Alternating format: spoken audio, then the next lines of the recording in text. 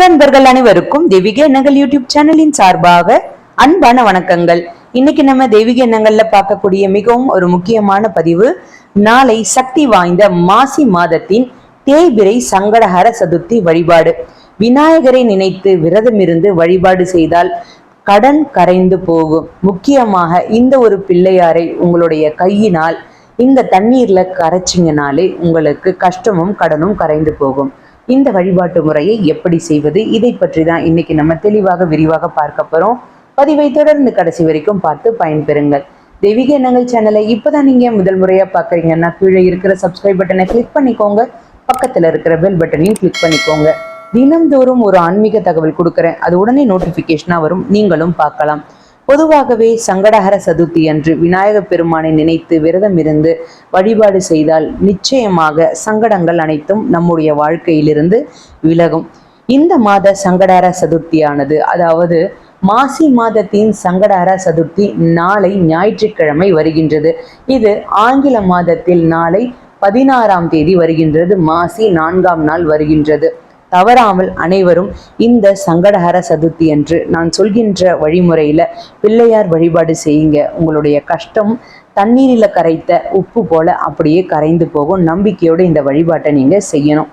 நாளைக்கு சங்கடஹர சதுர்த்தி அன்று நீங்க வீட்டுல பூஜை அறையில விளக்கு ஏற்றி வைத்திடுங்க. இதற்கப்புறமா உங்களுடைய உடல்நிலையை பொறுத்து விரதம் இருக்க ஆரம்பிக்கலாம். உங்களுடைய உடல்நிலைக்கு ஏத்த மாதிரி நீங்க பால் பழம் சாப்பிட்டுக்கலாம். சங்கடஹர சதுர்த்தி மாலை நேரத்துல தான் எப்பொழுதுமே விநாயகர் வழிபாடு கோவில்களில் நடைபெறும். மாலை 6 மணிக்கு மேல நீங்க பூஜை அறையில விநாயகருக்கு முன்பாக ஒரு அகல் விளக்குல ஒரு தீபம் ஏற்றிக்கோங்க. 6 மணிக்கு இந்த ஒரு தீபத்தை ஏத்துங்க. அடுத்தது விநாயகர் பெருமானுக்கு அருகம்புல் வைத்து வழிபாடு தவறாமல் செய்யணும். அடுத்தது நீங்க செய்யக்கூடிய ஒரு முக்கியமான வழிபாடு, மாலை நேரம் உங்க வீட்டிற்கு அருகில் இருக்கின்ற விநாயகர் கோவிலுக்கு தவறாமல் போயிட்டு வாங்க. சங்கடஹர சதுர்த்தி அன்று விநாயகர் கோவிலுக்கு போயிட்டு வழிபாடு செய்தீங்கன்னா உங்களுடைய கஷ்டங்கள் கரைந்து போகும். பொதுவாகவே நம்முடைய கஷ்டங்கள் கரைந்து போவதற்கு தேய்பிறை அன்று வழிபாடு பண்ணணும். இந்த வழிபாட்டு முறையை நாளைக்கு கோவில்லையும் தவறாமல் பண்ணுங்க, வீட்டிலையும் செய்யுங்க. இந்த ஒரு பொருளை நீங்க நாளைக்கு கரைத்தாலே போதும், உங்களுடைய கடன் கரையும் அப்படின்றத இந்த பதிவுல பார்த்தோம். அதற்கு என்ன பண்ணணும் அப்படின்றத சொல்றேன். நான் சொல்லக்கூடிய இந்த ஒரு விஷயத்த மாலை நேரத்துல பண்ணுங்க. எந்த நேரம் அப்படின்றத இந்த பதிவின் கடைசியில நான் உங்களுக்கு சொல்றேன். வீட்டுல புதிதாக வாங்கின கல்லுப்பு எடுத்துக்கோங்க. இல்லை ஏற்கனவே வாங்கி அது எச்சில் படாம இருக்கிற கல்லுப்பாக இருந்தால் அதை ஒரு அரை கைப்பிடி எடுத்துக்கோங்க. ஒரு அரை கைப்பிடி எடுத்துட்டு இதனுடன் மஞ்சள் தூள் சிறிதளவு சேர்த்து இந்த கல்லுப்பை கெட்டியாக விநாயகர் மஞ்சள் பிள்ளையார் பிடிக்கிற மாதிரி எப்படி நம்ம பிடிப்போமோ அந்த மாதிரி இந்த உப்பு பிள்ளையாரை நீங்க பிடிச்சு வைக்கணும். இதை நாளைக்கு பண்ணுங்க. இப்படி செய்யும் பொழுது ஒரு சுத்தமான பித்தளை தட்டின் மேல, அப்படி இல்லைன்னா செம்பின் தட்டு மேல ஒரு வெற்றிலை வைத்து அதற்கு மேல இந்த உப்பு பிள்ளையாரை நீங்க வைங்க. எந்த தட்டுமே இல்லை அப்படின்னா நீங்க என்ன பண்ணலாம், பாக்கு மட்ட தட்டுல கூட வைக்கலாம். இப்படி வைத்து நீங்க வழிபாடு பண்ணலாம். இல்லை இலைகளுக்கு மேல் வைக்கலாம். இந்த பிள்ளையாரை நீங்க செய்யும் பொழுது உங்களுக்கு இருக்கக்கூடிய கஷ்டங்கள் தீரணும் அப்படின்னு மனசுல நினைச்சுக்கிட்டு பிள்ளையாரை பிடிங்க. பிள்ளையாருக்கு முன்பாக அமர்ந்து ஓம் விக்னங்களை தீர்க்கக்கூடிய விநாயகா போற்றி, ஓம் விக்னங்களை தீர்க்கக்கூடிய விநாயகா போற்றி, இதை 108 முறை உச்சரிக்கலாம். அருகம்புல்லால பிள்ளையாருக்கு அர்ச்சனை செய்யலாம்.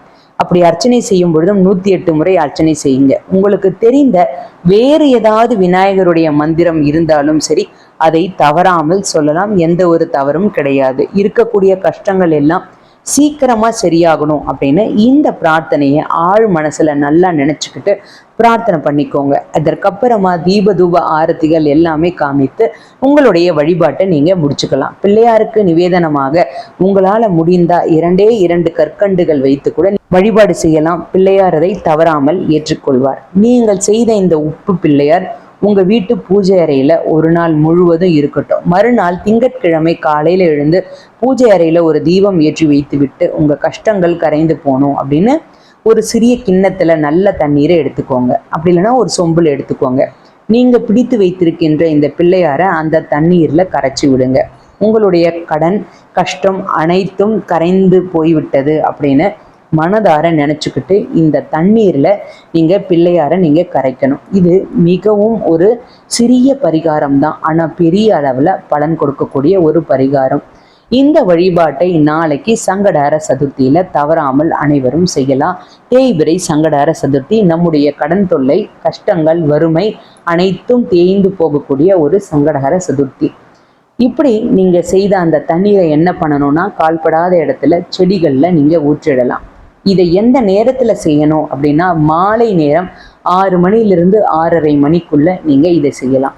இதை செய்துட்டு நீங்க கோவிலுக்கு சென்று விநாயகர் வழிபாடு தவறாமல் அனைவரும் பண்ணுங்க. யார் ஒருத்தர் நாளை இந்த மாசி மாதத்தில் வரக்கூடிய தேய்பிறை சங்கடஹர சதுர்த்தி இந்த மாதிரி செய்கின்றார்களோ அவர்களுடைய வாழ்க்கையில கஷ்டம், கடன் அப்படின்றது இருக்காது. நம்பிக்கை இருக்கிறவங்க செய்து பாருங்க, நல்ல பலன் இதன் மூலமாக கிடைக்க ஆரம்பிக்கும். ஓம் கம் கணபதியே நமக. வாழ்க வளமுடன். இந்த வீடியோ பிடிச்சிருந்தா லைக் பண்ணிக்கோங்க. உங்களுடைய நண்பர்களுக்கும் உறவினர்களுக்கும் ஷேர் பண்ணுங்க, அவர்களும் இதன் மூலமாக பயன்பெறட்டும். தெய்வீக எண்ணங்கள்ல இதே மாதிரி நிறைய ஆன்மீக தகவல்கள்லாம் இருக்கு, தவறாமல் பாருங்க. இன்னும் நீங்க தெய்வீக எண்ணங்கள் சேனலை சப்ஸ்கிரைப் பண்ணாம இருக்கீங்கன்னா கீழே சப்ஸ்கிரைப் பட்டன் இருக்கு, சப்ஸ்கிரைப் பண்ணிக்கோங்க. பக்கத்திலே பெல் பட்டன் இருக்கு. தினமும் நான் கொடுக்கக்கூடிய ஆன்மீக தகவல் உடனே நோட்டிபிகேஷன் வரும், நீங்களும் பார்க்கலாம். மீண்டும் நாளை ஒரு நல்ல ஆன்மீக தகவலோடு நான் உங்களை சந்திக்கின்றேன். நன்றி, வணக்கம்.